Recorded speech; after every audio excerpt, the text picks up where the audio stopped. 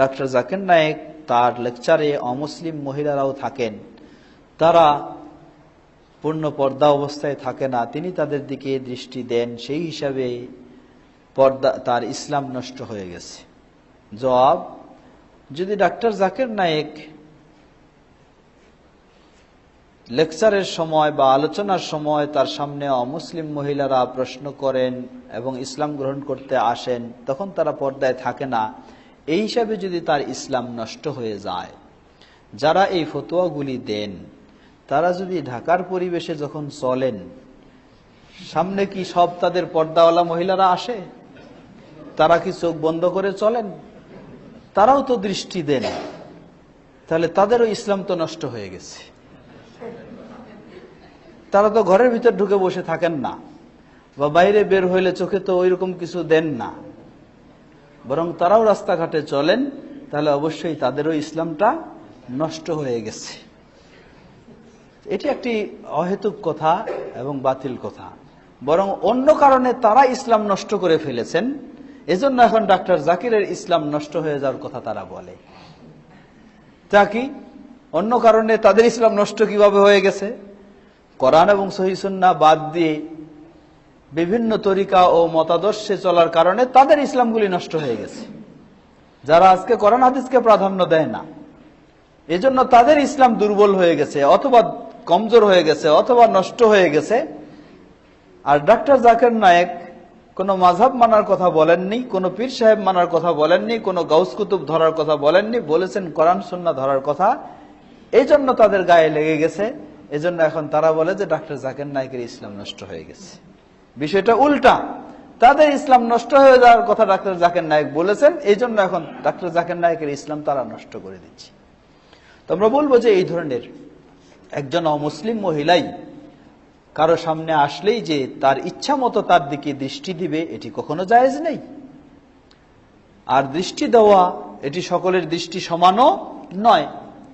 কেউ দিতে পারে দৃষ্টি, লুকায়ও কেউ খারাপ মানসিকতা নিয়ে দৃষ্টি দিতে পারে, আবার কেউ প্রকাশ্যে থাকলেও তার খারাপ মানসিকতায় দৃষ্টি যাবে না। তো লেকচারে যখন এই ধরনের এসে থাকে আর তার তিনি দৃষ্টি সেদিকে যায়, যদি তিনি খারাপ দৃষ্টি দিয়ে থাকেন, তাহলে এই জন্য তার ইসলাম বাতিল হয়ে যাবে না, হবেন তিনি গুনাহগার, হবেন গুনাহগার, ইসলাম বাতিল হয়ে যাবে না। আর যদি খারাপ দৃষ্টি না থাকে, বরং তাকে ইসলামের দাওয়াত দিচ্ছেন তিনি, এই হিসাবে তার সাথে কথা বলছেন, তাহলে ইনশাআল্লাহ গুনাহগার হবেন না। আল্লাহু তাআলা আ'লাম।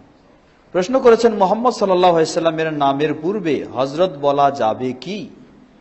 জবাব, মুহাম্মদ সাল্লাল্লাহু আলাইহি ওয়াসাল্লামের নামের পূর্বে হযরত শব্দটি যারা ব্যবহার করে থাকেন, এটি শ্রদ্ধা সম্মান জানানোর জন্যই ব্যবহার করে থাকেন।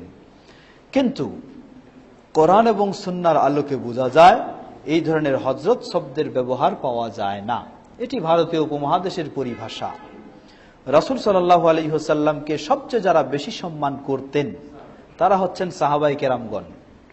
রাসূল সাল্লাল্লাহু আলাইহি ওয়াসাল্লামকে সবচেয়ে যারা বেশি সম্মান করতেন তারা হচ্ছেন সাহাবায়ে কেরামগণ। কিন্তু সাহাবায়ে কেরামগণ রাসূল সাল্লাল্লাহু আলাইহি ওয়াসাল্লামকে সম্বোধন করার সময় কখনো হযরত ব্যবহার করেছেন বলে এর কোনো প্রমাণ পাওয়া যায় না। অতএব আমরা বলবো সরাসরি মুহাম্মদ সাল্লাল্লাহু আলাইহি ওয়াসাল্লাম বা রাসূলুল্লাহ সাল্লাল্লাহু আলাইহি ওয়াসাল্লাম বা নবী সাল্লাল্লাহু আলাইহি ওয়াসাল্লাম ব্যবহারটাই যথেষ্ট। এই ধরনের হযরত ব্যবহারগুলি ঠিক নয়, বরং রাসূল সাল্লাল্লাহু আলাইহি ওয়াসাল্লাম সহিহ হাদিসে এসেছে, তিনি বলেন, লা তাতুরুনি কামা আচারাতিন নাসারা ঈসা ইবনে মারইয়ামা ইন্নামা আনা আব্দুল্লাহি ওয়া রাসূলু ফাকুলু ইন্নামা আনা আব্দুল্লাহ ওয়া রাসূলু ফাকুলু আব্দুল্লাহ ওয়া রাসূলু আও কামা ক্বালা নবী সাল্লাল্লাহু আলাইহি ওয়াসাল্লাম। তিনি বলেন যে আমার ব্যাপারে তোমরা বাড়াবাড়ি করো না, যেমনই ভাবে খ্রিস্টানেরা ঈসা আলাইহিস সালাতু সালামের ব্যাপারে বাড়াবাড়ি করেছে। আমি মাত্র আল্লাহর বান্দা এবং আল্লাহর রাসূল, অতএব তোমরা এটাই আমাকে বলো। সুতরাং আল্লাহর রাসূল সাল্লাল্লাহু আলাইহি ওয়াসাল্লামের নির্দেশের আলোকে হযরত বা রাসূলে পাক, পাক এই শব্দটি ব্যবহার করা জায়েজ নেই। কারণ আল্লাহ সুবহানাহু ওয়া তাআলা হলেন কুদ্দুস, পাক হচ্ছেন আল্লাহ সুবহানাহু ওয়া তাআলা। কিন্তু রাসূল সাল্লাল্লাহু আলাইহি ওয়াসাল্লামের ক্ষেত্রে এই ধরনের শব্দ আল্লাহ ব্যবহার করেননি, সাহাবায়ে কেরামগণ ব্যবহার করেননি। তাই হুজুর বা হযরত এগুলি ব্যবহার না করাটাই হলো সঠিক, বরং করাটা অন্যায়ের মাঝে, বাড়াবাড়ির মাঝে পড়ে যাবে, তাই করাটা জায়েজ হবে না। আল্লাহু আ'লাম। জামাত যদি রুকু অবস্থায় পাওয়া যায় তাহলে এটি রাকাত বলে গণ্য হবে কি না? জবাব, রুকু অবস্থায় পেলে এটি রাকাত বলে গণ্য হবে কি না বিষয়টি ইখতিলাফি বিষয়। একটি বর্ণনা এসেছে আবু দাউদের বর্ণনা, সেই বর্ণনার আলোকে কেউ কেউ বলেছেন যে রাকাত পেলে সেটি রুকু পেলে সেটি রাকাত বলে যথেষ্ট হবে, তাই কেউ এই সপক্ষে ফতোয়া দিয়েছেন। আল্লাহু তাআলা আ'লাম।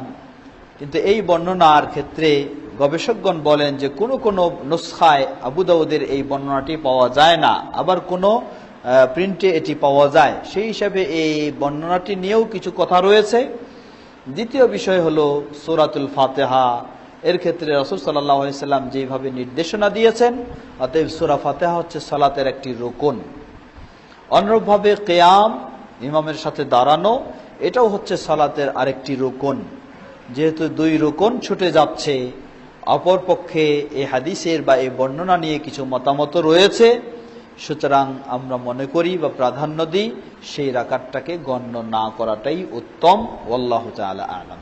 যে সমস্ত হারাম ওয়াক্ত সেগুলিতে তাহিয়াতুল মসজিদ পড়া যাবে কি না? জবাব, হারাম ওয়াক্ত দুই ধরনের। একটা হচ্ছে হারাম ওয়াক্ত বলতে হারাম ওয়াক্ত বলবো না, আমরা নিষিদ্ধ ওয়াক্ত বলবো। নিষিদ্ধ ওয়াক্ত হচ্ছে দুই ধরনের। একটি হচ্ছে আপনি আসরের সালাত আদায় করলেন, সূর্য অস্ত যাওয়া পর্যন্ত এই সময়টা আপনার জন্য নিষিদ্ধ সময়। আরেকটা হচ্ছে সূর্য অস্ত যাওয়া শুরু করেছে, পরিপূর্ণভাবে অস্ত যাওয়া পর্যন্ত এই সময়টা নিষিদ্ধ সময়। তো এই প্রশ্নের জবাবে আমরা বলবো তাহিয়াতুল মসজিদ বা দুখুলুল মসজিদ আসর কেউ যদি পড়ে ফেলে, এরপরে যদি তিনি মসজিদে প্রবেশ করে, তার জন্য অন্য নফল পড়া জায়েজ নেই, শুধু দুখুলুল মসজিদ তিনি পড়তে পারেন। এই জন্য পড়তে পারেন যেহেতু রাসূল সাল্লাল্লাহু আলাইহি ওয়াসাল্লাম এটাকে সাধারণভাবে বলেছেন, যখনই তোমাদের কেউ মসজিদে প্রবেশ করবে তখনই সে যেন দুই রাকাত সালাত না পড়ে না বসে, সালাত পড়ে বসবে। তাহলে এই যেহেতু সাধারণভাবে আসরের পর সূর্য অস্ত যাওয়ার পূর্ব পর্যন্ত এই সময়, মানে শুরু করার পূর্ব পর্যন্ত এই সময় আপনার এটি পড়া জায়েজ রয়েছে। দ্বিতীয় অংশটুকু বলবো, যখন সূর্য অস্ত যাওয়া শুরু করেছে সেই সময়ে রাসূল সাল্লাল্লাহু আলাইহি সাল্লাম এই সাধারণ হাদিস ছাড়াও আরো অন্য হাদিসে কঠিনভাবে নিষেধ করেছেন সূর্য অস্ত যাওয়া শুরু করা থেকে পরিপূর্ণভাবে অস্ত যাওয়া পর্যন্ত। তাই বলবো আমরা সেই সময়টিতে এই দুই রাকাত আদায় না করে দাঁড়িয়ে থাকা, কেউ যদি অক্ষম হয় তাহলে তিনি বসতে পারেন, ওই সময় শুরু না করাটাই উচিত। কারণ ওই সময় কোনো ফরজ সালাতও শুরু করা নিষিদ্ধ। যেই সময় সূর্য অস্ত যাওয়া শুরু করেছে পূর্ণভাবে অস্ত যাওয়া পর্যন্ত, এই সময়ের মাঝে ফরজ সালাত শুরু করাও নিষিদ্ধ। ঠিক তেমনি ভাবে সূর্য উদয় শুরু হয়েছে, পূর্ণভাবে উদয় হওয়া পর্যন্ত ফরজ সালাত শুরু করাও নিষিদ্ধ। ফরজ সালাত শুরু করতে পারেন যখন আপনার কি রয়েছে, সূর্য অস্ত শুরু হওয়ার পূর্বে যদি আপনি এক রাকাত পড়ে ফেলতে পারেন তাহলে আপনার জন্য শুরু করা জায়েজ রয়েছে। ঠিক অনুরূপভাবে দুখুলুল মসজিদটাও যদি এক রাকাত পড়ে ফেলতে পারেন তাহলে জায়েজ রয়েছে। কিন্তু সূর্য অস্ত যাওয়া শুরু করেছে এবং অথবা উদয় হওয়া শুরু করেছে, এই মুহূর্তে দুখুলুল মসজিদ শুরু করবেন না। আল্লাহু আ'লাম।